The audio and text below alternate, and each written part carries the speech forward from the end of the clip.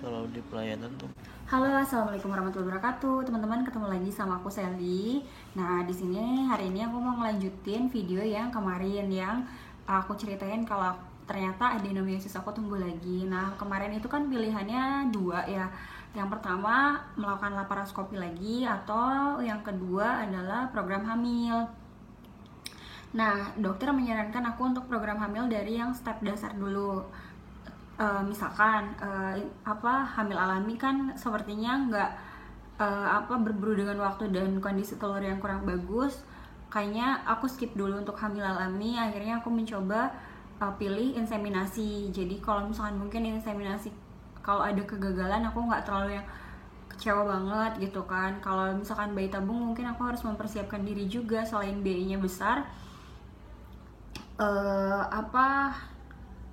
harus nyiapin mental, takutnya kan gagal dengan uang tabungan aku yang ya aku tidak someday mungkin kalau misalnya nggak berhasilkan bayi tabung, wallahu alam gitu kan. Tapi akhirnya aku mencoba untuk memutuskan inseminasi dulu. Dan waktu itu karena kontrol terakhir itu telurnya juga cuma sedikit ya, yang aku bilang ke teman-teman, kanan 4 kiri 3, dan pas kontrol lagi ternyata masih segitu. Aku kontrol lagi bulan depannya ya teman-teman, karena waktu yang aku kontrol pertama kali itu aku udah selepas haid, hari ke-10 haid. Jadi aku nunggu haid berikutnya. Nah, haid berikutnya jumlah telurnya yang hampir sama seperti itu. Nah, sama dokternya dikasih vitamin. Jadi dari sebelum bulan misalkan aku memutuskan inseminasi bulan ini nih, dari bulan-bulan yang lalunya aku memang udah dikasih Ovacare sama vitamin D3. Ovacare sama vitamin D3 1x1. Nah, pas hari kan dokter bilang aku harus kembali hari kedua pas menstruasi. Nah, masalahnya waktu itu hari keduanya itu jatuhnya hari Minggu. Akhirnya aku memutuskan untuk kembali ke dokternya itu hari Senin. Sebenarnya perjuangan untuk aku bolak-balik ke rumah sakit itu lumayan ya teman-teman. Jadi kalau misalkan biasanya aku itu kan biasanya kontrol itu kalau pakai BPJS atau JKN itu biasanya pas lagi izin kerja tuh, misalkan udah selesai pelayanan aku biasanya lanjut ke rumah sakit. Nah, kalau ini biasanya dokternya itu kan adanya sore sama pagi. Nah, kalau pagi aku nggak mungkin, kalau dari tempat kerja ke Depok itu lumayan jauh. Nah, akhirnya aku memutuskan untuk sore. Dan akhir-akhir ini kan kalau sore itu hujan ya, sering banget hujan. Jadi kadang berburu dengan waktu, naik motor hujan, karena kalau naik mobil juga nggak mungkin, itu macet banget ke arah Depok. Akhirnya kayak misalkan waktu-waktu yang nggak bisa diprediksi, contohnya misalkan hari ketiga adanya di hari Senin, ya mau nggak mau sore-sore aku pulang kerja hujan-hujan, aku tembus juga tuh ke klinik Marula Bunda Margonda. Nah, pas yang hari ketiga aku haid itu ternyata memang telurnya ada. Akhirnya dokter tetap kasih perangsang telur. Diminumnya itu ada yang pagi sore, jadi minumnya itu ada yang jam 9 pagi sama jam 9 malam.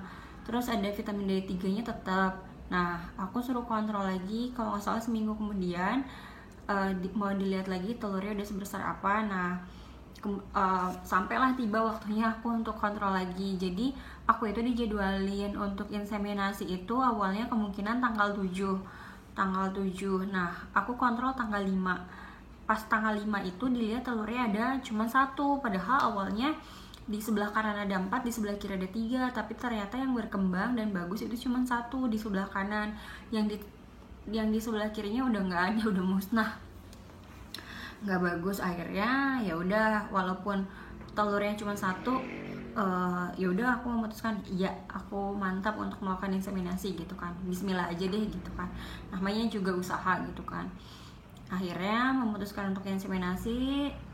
Sebelumnya aku dites hormon dulu, dites hormon progesteron dulu. Jadi hormon progesteron itu kan dites waktu itu aku jam berapa ya di Morula itu, sampai setengah 10 malam itu dites hormon. Setengah 9 malam itu aku dites hormon progesteron. Terus kata susternya mau ditunggu atau enggak, soalnya kalau ditunggu ini 4 jam hasilnya gitu. Nah, karena aku juga nggak mungkin nunggu lama banget, akhirnya aku memutuskan untuk pulang aja gitu kan. Tapi nanti biasanya dikabarin sama susternya. Jadi kalau di Bunda Margonda ini nanti kita akan dibantu sama suster koordinatornya sih biasanya. Jadi kalau misalnya kita di rumah ada ward apa gitu, kita boleh kontak misalkan dokternya atau suster koordinatornya. Tapi kalau aku sih lebih sering ke suster koordinatornya ya gitu kan, karena takutnya juga dokter kan sibuk ya.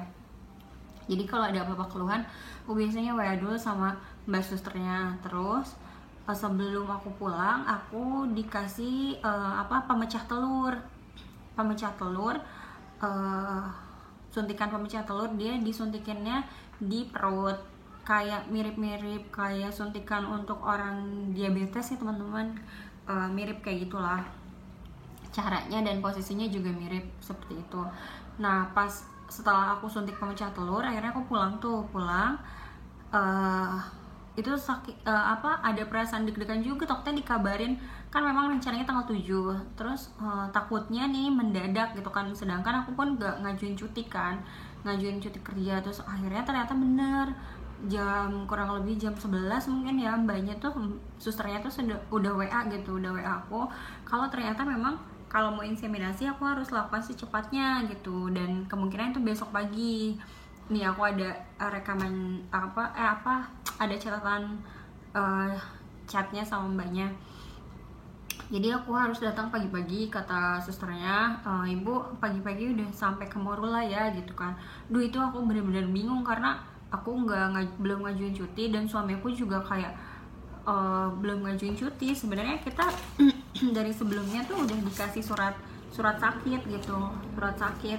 Cuma masalahnya berhubungan aku juga kan kerjanya sebagai pelayan masyarakat yang nggak bisa seenaknya, maksudnya ninggalin pekerjaan gitu kan. Ada beban-beban tanggung jawab yang harus aku pikul gitu. Nah akhirnya mau nggak mau aku izin tuh kerja pagi-pagi. Aku sama suami udah berangkat ke Morula. Waktu itu suami karena ada kerjaan yang nggak bisa ditinggal, akhirnya kalau suami itu kan dia cuman mengeluarkan sperma aja. Nanti spermanya akan dicuci, dipilih yang paling bagus, nah nanti akan dimasukin ke aku. Nah akhirnya setelah mengeluarkan sperma, suami berangkat kerja dan tinggallah aku yang di situ sendiri. Tapi sebenarnya suami niatnya nanti setelah kerjaannya diselesain, mungkin cuman sebentar dia balik lagi ke Morula.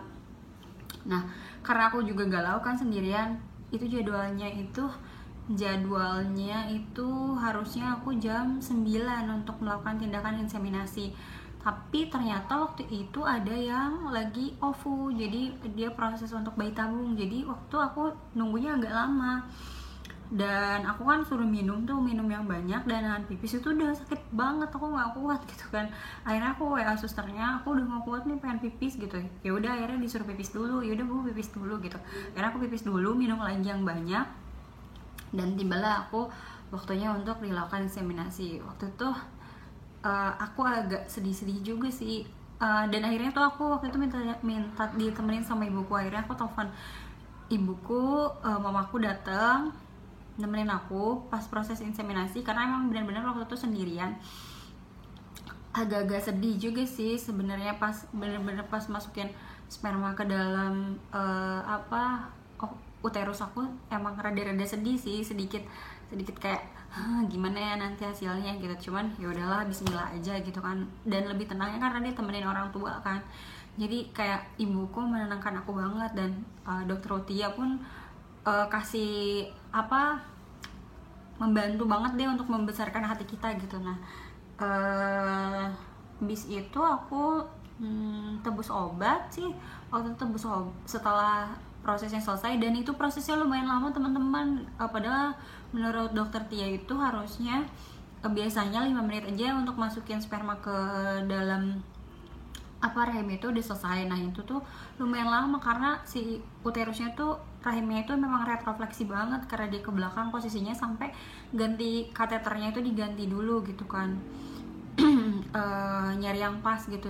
Cocor bebeknya pun kayaknya kalau dari yang aku rasa nih diganti mungkin 2 atau 3 kali, karena mungkin nggak pas kan, nyari uterusnya itu agak susah gitu kan. Nah setelah itu selesai, akhirnya aku tebus obat, ada penguat penguat kandungan, itu dimasukin ke dalam vagina pagi dan malam di waktu yang sama, misalkan jam 9 pagi dan jam 9 malam, terus berikutnya kayak gitu. Terus vitamin D3 nya masih tetap. Terus aku waktu itu dikasih Quatron, vitamin sih. Terus ada juga dikasih pengencer darah, waktu itu dikasihnya Ascardia 1x1 pengencer darah. Nah aku disuruh kembali lagi, itu kan kemarin tanggal 6 ya dikasih lagi tanggal 6, terus aku melakukan tindakan tanggal 6. Nah ini nih teman-teman bisa baca gak nih yang sudah dilakukan IUI, aku bacain ya. Sudah dimasukin IUI 1,2 mil spermanya, jumlah spermanya 21.528. Jadi lumayan banyak ya, padahal biasanya katanya sih 10 juta udah cukup gitu kan. Karena kan sperma itu walaupun jumlahnya cuma 1,2 mil tapi isinya kan jutaan gitu. Dan ini yang dimasukin itu waktu tuh 21.528. Dan aku disuruh tes pack tanggal 24 bulan 2 2020. Disuruh tes pack tanggal 24. Nah ini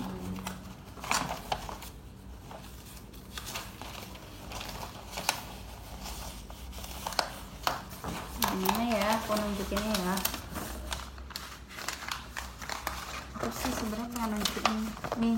Jadi ini yang dimasukin ke dalam tubuh aku ya sih, mungkin juga nggak terlalu kelihatan ya, tapi di sini aku pengen ngasih tahu tentang aku inseminasinya ya teman-teman. Nah gimana hasilnya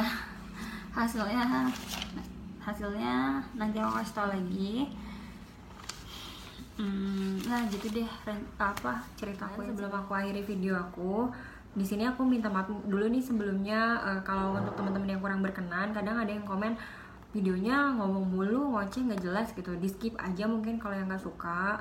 Ambil yang baik-baiknya aja, yang jelek-jeleknya dibuang aja. Nah di sini aku mau sedikit berbagi sama teman-teman. Jadi mungkin saat teman-teman tahu kita terdiagnosa satu penyakit, contohnya misalkan seperti aku yang mengalami adenomiosis, endometriosis, perlengketan dan teman-temannya seputar reproduksi, mungkin yang kita harus lakukan adalah mencari dokter yang benar-benar pas untuk teman-teman. Aku tidak mendiskreditkan satu dokter atau gimana ya, cuman mungkin kan dalam hal ini dokter itu menjadi perantara kita gitu untuk sembuh dari Allah Subhanahu wa Ta'ala. Mungkin yang akan menyembuhkan itu kan Tuhan Yang Maha Esa, tapi lewat perantaranya dokter. Nah si dokternya itu juga harus membuat kita nyaman. Jadi jangan sampai teman-teman pulang dari dokter jadinya sedih gitu, jadinya terpukul atau gimana gitu. Jangan sampai kayak gitu. Mungkin beban teman-teman tuh udah banyak banget gitu. Aku sendiri pun gitu ngerasain yang beberapa tahun terakhir ini gitu kan, setelah aku mengalami endometriosis, adenomiosis, perlengketan dan teman-temannya, dan tek-tek bengeknya itu benar-benar kayak menguras emosi aku banget gitu kan. Karena aku sering banget jadi sedih, terus aku jadi murung, aku jadi menutup diri, aku jadi nggak mau ketemu orang-orang gitu. Jadinya tuh ada masa-masa aku yang nggak mau ketemu orang. Artinya gini, kalau misalkan ada acara keluarga, acara arisan, acara lebaran gitu kan, ketemu orang, terus aku jadi nggak mau ketemu gitu, karena aku nggak mau ditanya gitu, nggak mau ini gitu kan. Mungkin teman-teman tahu sendiri kan, budaya di kita itu nanya segala macam gitu, sampai urusan pribadi aja ditanya. Nah itu aku berada dalam titik itu yang kalau misalkan diajakin sama suami ketemu sama keluarga atau ngumpul sama siapa gitu, aku nggak gitu, aku udah nolak duluan. Nah mungkin teman-teman jangan sampai kayak aku gitu kan. Nah aku tuh sampai udah tes kejiwaan teman-teman, dan alhamdulillah hasilnya tes kejiwaannya juga normal ya. Dan akhirnya aku pelan-pelan berusaha membuka diri gitu kan, ya udahlah pasrah dengan keadaan gitu kan, lillahi ta'ala aja dijalaninnya. Walaupun memang kadang-kadang emang sedih banget sih, kadang-kadang aku pun nggak ngerti, ada perasaan yang tiba-tiba sedih aja gitu. Kalau lihat TV aja jadinya lebay gitu. Kalau misalkan menurut aku ih sedih banget atau ih sama kayak aku gitu. Jadi itu aku suka lebay gitu, aku jadi suka nanya sendiri gitu. Tapi beruntungnya aku, alhamdulillah banget, aku punya suami yang super banget. Mudah-mudahan suami aku diberikan kesolehan sepanjang usia ya. Pokoknya suami aku tuh tipe suami yang baik banget. Aku tuh nggak pernah diomelin, aku nggak pernah digalakin, aku nggak pernah dikasarin gitu kan. Dalam hal keuangan juga suami aku bukan tipe suami yang ngatur gitu. Jadi benar-benar penghasilannya dikasihin ke aku gitu kan. Dia mah seadanya aja gitu istilahnya.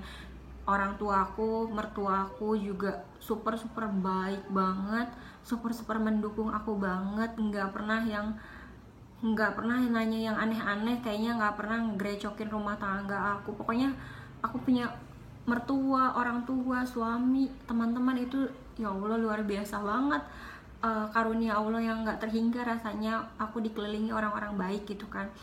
Nah, untuk teman-teman, yaitu teman-teman harus gimana ya, semoga teman-teman juga sama seperti aku, walaupun maksudnya sama seperti aku mempunyai orang-orang yang benar-benar baik. Jadi walaupun kita punya segudang masalah, kayak aku banyak banget kayaknya sakitnya, tapi alhamdulillah aku dibesarkan dalam keluarga yang penuh dukungan dan penuh cinta gitu kan, yang membesarkan hati kita. Jadi semangat teman-teman.